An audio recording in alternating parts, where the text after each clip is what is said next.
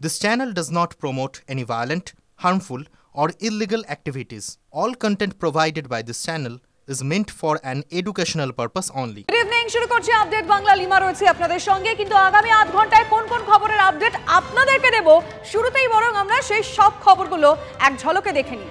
আজকে প্রথম কোন বিষয় আমাদের নজর থাকবে? একাকিত্বের জ্বালা, অপরাধ করে তাই জেলে বৃদ্ধা। দ্বিতীয় ইস্যু, রোদ ঘুমে ডোরা কাটা, পার্কিং লটে তাজ্জব পর্যটকরা। তৃতীয় ইস্যু, কিসের ভয়? আমেরিকা আয়রন ডোম চায়। চতুর্থ ইস্যু কি রয়েছে? রাশিয়ার হামলা, ইউক্রেনে বাজছে বিপদ ঘন্টা।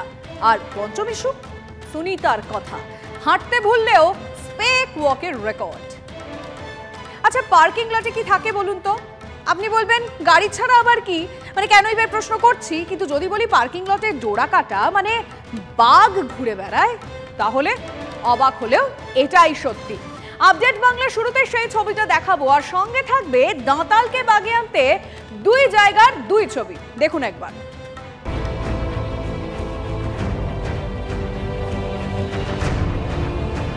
পর্যটকদের কাছে জঙ্গল সাফারি বেশ জনপ্রিয়। উদ্দেশ্য একটাই, যদি চোখের সামনে বন্য প্রাণীর দেখা মেলে। কিন্তু সবসময় ভাগ্য সহায় হয় না, আবার অনেক সময় না চাইতেও দর্শন মেলে, যেমনটা হয়েছে রাজস্থানের রানাথম্বরে। জঙ্গলে নয়, পার্কিং লটের পাঁচিলের ওপর বাঘ মামা, যেন রোদ ঘুম দিচ্ছে। রানাথম্বর পার্ক নামে একটি অ্যাকাউন্ট থেকে এই ভিডিওটি সোশ্যাল মিডিয়ায় ভাইরাল হয়েছে। প্রথমে পাঁচিলের ওপর থেকে ইতিউতি উঁকি, তারপর শীত ঘুমে বাঘ মামা। কাছ থেকে বাঘের দর্শন ক্যামেরা বন্দি করেছেন পর্যটকরা। আরও একটি ছবি সোশ্যাল মিডিয়ায় ভাইরাল হয়েছে। জঙ্গল সাফারি করতে বেরিয়েছিলেন পর্যটকরা। জঙ্গলের চারপাশে চোখ ঘোরাঘুরি করছিল, সেই সময় বিপত্তি।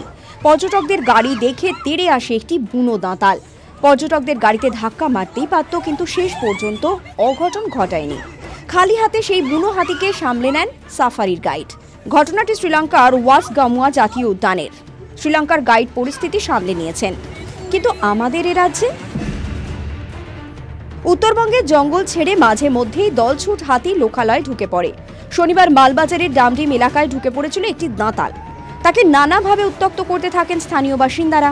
উস্কানির জেরে রেগে একটি ওয়াচ টাওয়ারে প্রথমে ধাক্কা মারে হাতিটি, তারপরেও অবশ্য মানুষের হুঁশ ফেরেনি। এবার জেসিপি দিয়ে হাতিটিকে উস্কানি দিতে দেখা যায়। শেষ পর্যন্ত এই আর্থ মুভারকে ধাক্কা মারে আহত দাঁতালটি। বন্যপ্রাণীকে বাগিয়ে আনতে কেন আর্থ মুভারের ব্যবহার? এই ভিডিও ভাইরাল হতেই সরব হয়েছেন পরিবেশ প্রেমীরা।